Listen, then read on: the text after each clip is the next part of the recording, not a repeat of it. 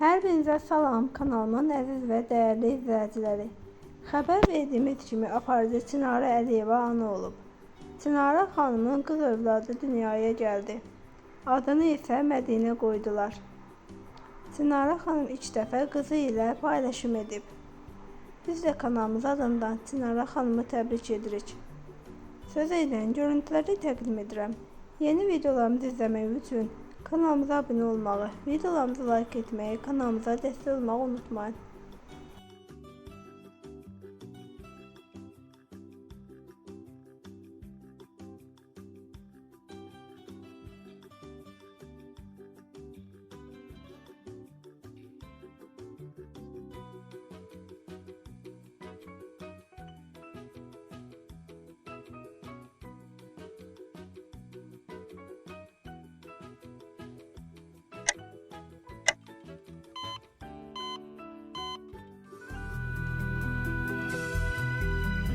Bugün benim için en müqəddəs bir gündür.